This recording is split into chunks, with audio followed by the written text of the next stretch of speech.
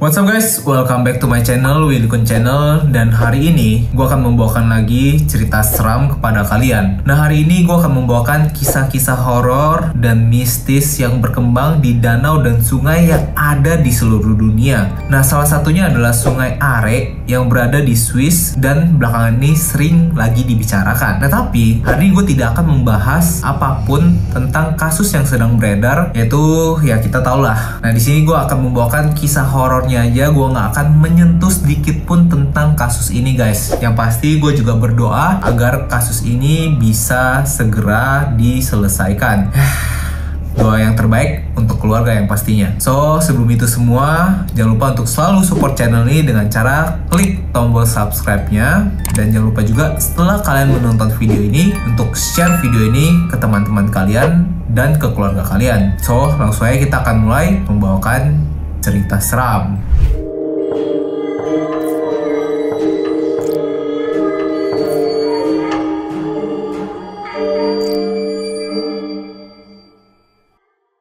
Oke, yang pertama akan gue bawakan kepada kalian adalah sungai yang berada di Swiss yang bernama Sungai Are. Nah, memang sungai ini belakangan ini lagi sering banget dibicarakan kan ada salah satu warga Indonesia yang terseret arus dan menghilang di sana. Tapi rupanya di belakang dari kasus ini, rupanya sungai ini adalah sungai terpanjang yang ada di Swiss dan memiliki satu misteri yang belum bisa dipecahkan sampai sekarang. Misteri apakah itu? Nah, ini adalah misteri sosok misterius yang bernama Leloyan, atau dikenal sebagai hantu dari kota Maules, yang adalah penampakan yang sering terlihat di kota Maules, yaitu bantaran sungai dari Are. Nah, kemudian legenda horor ini masih diyakini masyarakat Swiss yang tinggal di aliran sungai Are, kota Bern, dan kota Maules hingga tahun 2013. Kenapa hingga tahun 2013? Akan gue jelaskan nanti di akhir dari kisah yang ini nih.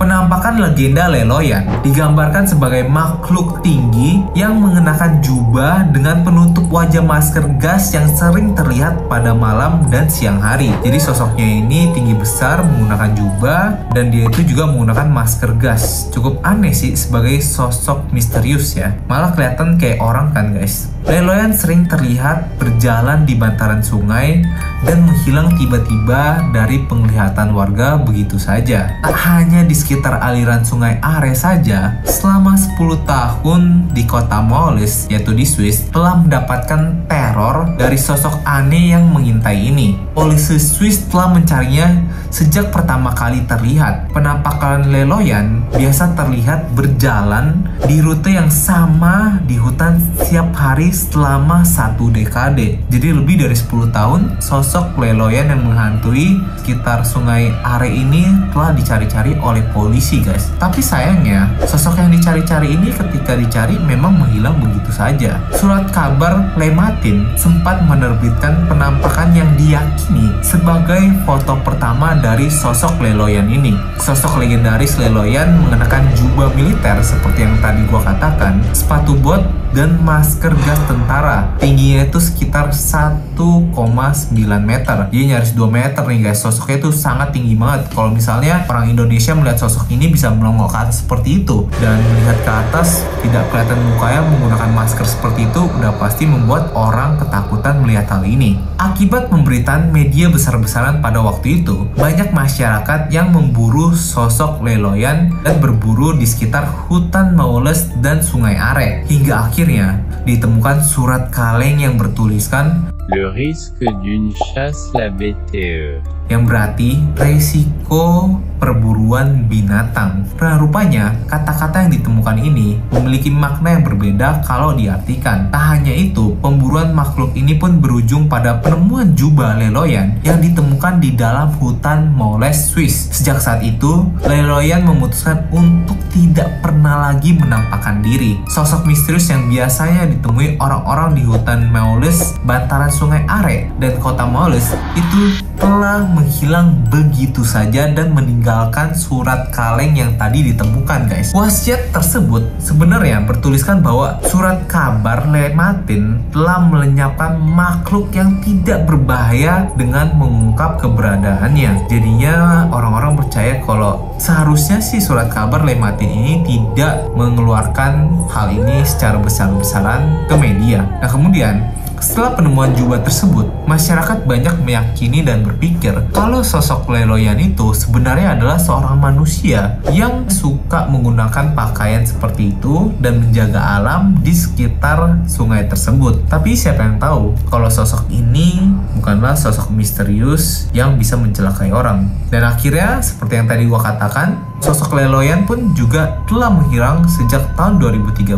Tapi sampai sekarang banyak yang percaya kalau Sungai Are ini memang adalah sungai yang memiliki arus sangat besar, ya guys. Jadi kalau para turis yang berenang di sana disarankan untuk berhati-hati karena arus sungainya ini bukan seperti kolam berenang. Arusnya ini menarik dan bisa saja menyebabkan orang menjadi tenggelam di dalam sungai tersebut. Tapi gimana menurut kalian? Apakah sosok Leloyan ini adalah sosok yang berbahaya? Mengapa sosok Leloyan ini menghilang? Coba tinggalin pendapat kalian di kolom komentar ya guys. Next, kita akan lanjut lagi ke air terjun Yellowstone yang ada di Wyoming. Pada tahun 1870, sekelompok 5 anak laki-laki Amerika dan pemandu mereka pergi menjelajahi ngarai Yellowstone. Penduduk asli Amerika di daerah itu mencuri semua kuda dalam semalam. Kelima anak tersebut juga mulai mengejar para pelaku dan menyusul ketika suku itu menyeberangi sungai dekat Lower Falls. Namun, rakit yang dibangun suku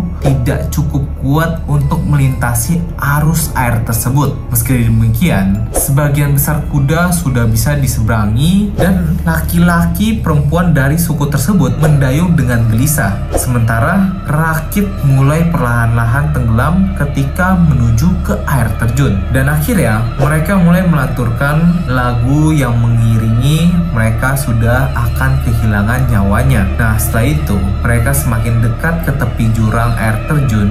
Diduga kelima penjelajah mengangkat topi mereka dengan hormat ketika rakit itu jatuh. Legenda mengatakan 2 elang terlihat terbang di atas lokasi jatuhnya rakit pada saat yang sama. Sementara itu, pada hari ini, beberapa pengunjung Yellowstone mengakui bahwa ketika mereka berdiri di dekat air terjun, mereka dapat mendengar suara-suara orang yang melanturkan lagu di mana mereka itu mengiringi kehilangan nyawa mereka. Jadi buat kalian yang mau jalan-jalan ke air terjun di Yellowstone, jangan terlalu dekat ke ujung air terjun tersebut. Next, lanjut lagi gue akan membawakan misteri dan legenda dari Danau White Rock yang ada di Amerika. Danau White Rock atau Danau Batu Putih mulai beroperasi pada tahun 1911 dengan menyediakan ruang bagi orang-orang untuk mendaki, bersepeda, piknik, memancing, dan mengadakan acara outdoor. Lokasi itu menjadi taman kota Dallas pada tahun 1929. Namun, mitos mengatakan di sana ada hantu wanita gentayangan bernama Lady of the Lake atau wanita yang memiliki danau yang kerap menampakkan diri di depan pengunjung. Cerita tentang Lady dibawa balik ke era 1930-an di mana kisah pertama dibuat di blog pada tahun 1953. Ini kisahnya udah panjang banget guys, oleh seorang bernama Guy Meloy, mantan direktur pameran untuk Neiman Marcus. Dia melaporkan, "Aku memberikan tumpangan di dekat danau ke seorang gadis muda, membawa salah satu dagangannya yang mengaku mengalami kecelakaan mobil hingga pacarnya di dekat danau tersebut tidak bisa diselamatkan lagi." Meloy kemudian memberikan jas hujan, tetapi begitu mereka pergi ke alamat yang diberikan Lady, perempuan ini tiba-tiba sudah menghilang begitu saja. Sejak klaim itu, mulai banyak bermunculan cerita tentang Lady, tetapi dalam versi berbeda. Terkadang, Lady mengenakan baju tidur serba putih, di lain waktu, Dia itu menggunakan gaun serba putih juga, yaitu gaun pengantin. Para warganet ini pun memberikan beberapa alur berbeda tentang kronologi meninggalnya Lady, seperti kecelakaan perahu, mengakhiri nyawanya sendiri, atau bahkan dihabisi oleh orang lain. Apa yang tidak mereka bedakan adalah tempat di mana Lady muncul. Ia dilaporkan kerap berdiri di jalan dekat Danau White Rock pada malam hari, memberi isyarat kepada pengendara mobil yang lewat agar diberikan tumpangan. Selain itu, Lady lebih suka duduk di kursi belakang karena bajunya basah kuyup. Panjang perjalanan, dia tidak bicara sepatah kata pun dan hanya menangis-nangis terus-menerus. Saat tiba di tujuan akhir, di alamat yang diberikan Lady, dia akan menghilang atau melompat keluar dari mobil. Mereka yang menghubungi pemilik rumah akan mengetahui bahwa sosok Lady adalah yang mempunyai hunian tersebut sebelum yang tenggelam bertahun-tahun. Merinding gak guys kalau kalian memberikan tumpangan kepada sosok Lady ini? Oke, gue akan menceritakan kisah sungai terakhir, yaitu Sungai Saco yang ada di Maine. Mengalir sekitar 50 mile dari Lovewell Pond ke Saco Bay di Samudra Atlantik. Kejadian ini terjadi sudah sangat lama sekali, tepatnya pada tahun 1675, di mana 3 orang kulit putih mengarungi sungai dengan perahu kayu biasa. Mereka tiba-tiba melihat seorang wanita asli Amerika di sebuah sampan dengan bayi laki-lakinya yang menangis keras pada hari itu. Di satu sisi, kondisi ketiga laki-laki ini sedang mabuk dan nekat melakukan tindakan kejam pada saat itu. Mereka merebut orok itu dari gendongan ibunya dan melemparnya ke tengah sungai. Sebab mereka meyakini mitos yang berbunyi bahwa bayi pribumi bisa berenang meski umurnya masih berbulan-bulan. Mengetahui aksi jahat 3 pria itu, sang ibu pun menyelam demi menyelamatkan buah hatinya. Beruntungnya, bayi tersebut bisa diselamatkan meski putranya meninggal seminggu kemudian. Dan tanpa diketahui 3 kulit putih tersebut, ternyata sosok ayah korban adalah kepala suku setempat. Ia pun lalu mengutuk daerah perairan di sepanjang sungai Saco, dan selain itu ia juga meminta penunggu sungai untuk mengklaim kehidupan pada siapapun. Lelaki 3 kulit putih yang berani ke Saco setiap tahun pasti akan kehilangan nyawanya guys.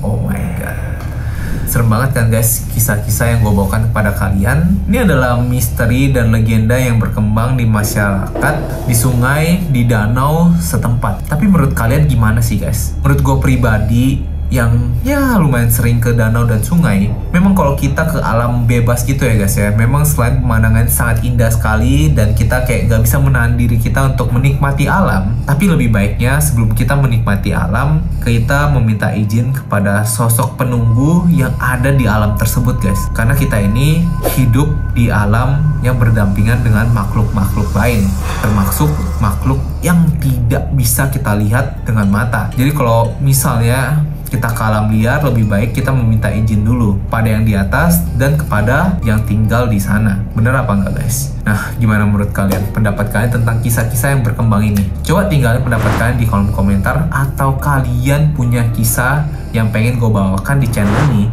bisa juga langsung DM Instagram gue di Willy Kun, atau kalian juga bisa tinggalin kisah kalian di kolom komentar. Pasti akan gue bawakan agar bisa kita nikmati bersama-sama. Nah, itu dia kisah yang telah gue bawakan hari ini guys. Jangan lupa untuk selalu support channel ini dengan cara klik tombol subscribe-nya, dan jangan lupa juga ini saatnya untuk share video ini ke teman-teman kalian dan ke keluarga kalian. So itu dia cerita seram pada malam hari ini.